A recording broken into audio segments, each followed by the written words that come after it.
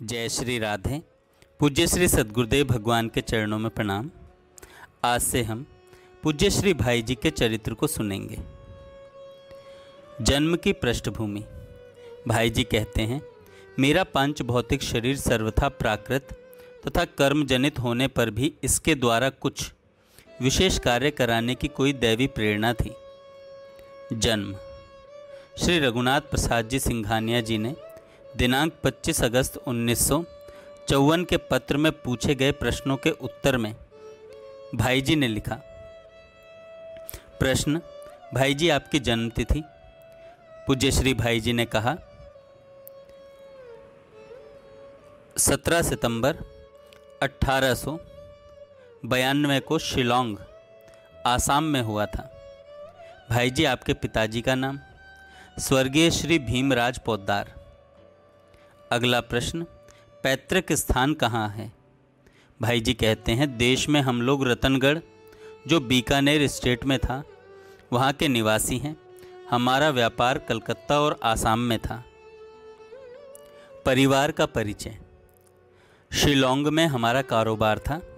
भाई जी कहते हैं, शिलोंग, आसाम में हमारा कारोबार था। मेरे दादाजी कनीराम जी वहाँ रहते थे। पिताजी कलकत्ते का कारोबार संभालते थे। माताजी बहुत थोड़ी उम्र में मृत्यु हो जाने से मेरी दादी जी ने मुझको पाला। जीवन के शिशुकाल में मुझे अपनी दादी जी श्री राम कौर देवी से, जिन्होंने मुझे माता से कहीं अधिक स्नेह वात्सल्य देकर पाला पोसा था, बहुत अच्छी शिक्षा मिली। वे साधुओं की बड़ी भक्त थीं। मैं समझता हूँ कि वे संत थीं। उन पर संतों का बड़ा अनुग्रह रहता था।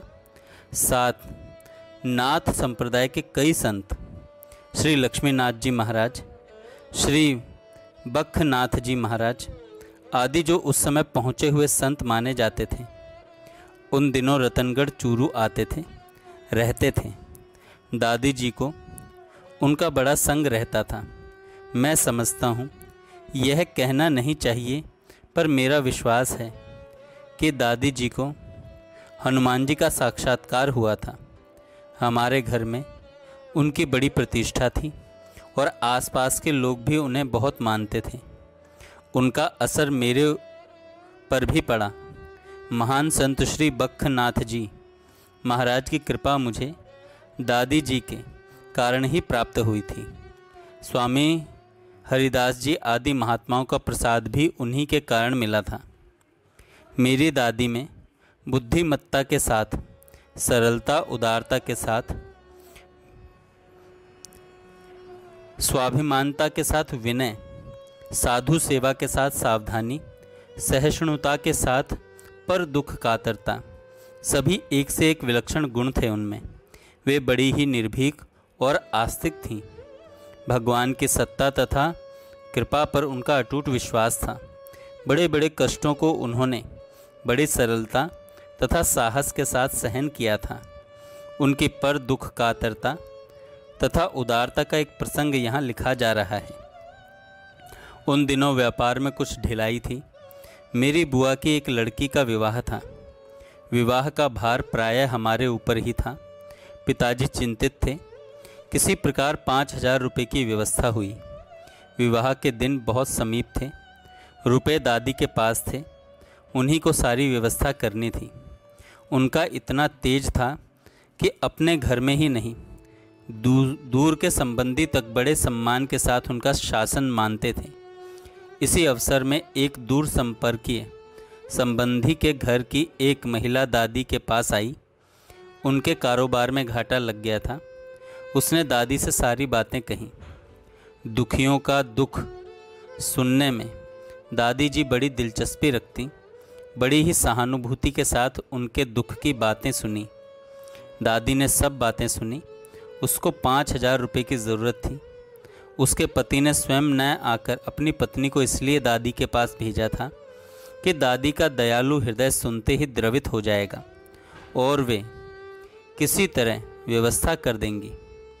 उस महिला ने बड़े करुण स्वर से कहा, ताई जी, आप व्यवस्था न करेंगी तो हमारी बाप दादों की इज्जत चली जाएगी। दादी का हृदय द्रवित हो गया, पर उधर वह विवाह का कार्य भी बहुत ही आवश्यक था। दादी ने उससे कहा, तुम्हारे पति को अभी बुला लाओ। वह तुरंत बुला लाई। उनके आने पर दादी ने उन्हें आश्वासन दिया और तिजोरी खोलकर अपना गहना निकाला। 5,000 रुपये नगद निकालकर उन्हें दे दिए और साथ ही अपना गहना देकर कहा कि आप इस गहने को गलाकर सोना कर लीजिए और इसे बेचकर रुपए तुरंत मुझे ला दीजिए। वे बेचारे गदगद हो गए।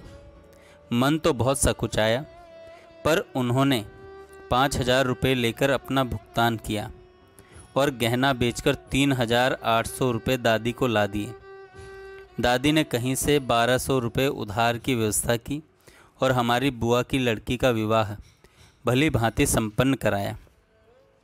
इस घटना का पता 4 साल बाद तब लगा जब वे सज्जन रुपये लौटाने के लिए आए। तब दादी ने पिताजी को यह सब बात बताई। मेरी दादी का देहांत हुए बहुत दिन हो गए, पर उनकी पवित्र स्मृति मुझे बनी ही रहती है। उनका मुझ पर जो स्नेह था एवं उन्होंने मेरे लिए जितने कष्ट सहे, उसका बदला मैं 1000 जन्म सेवा करके भी नहीं चुका सकता।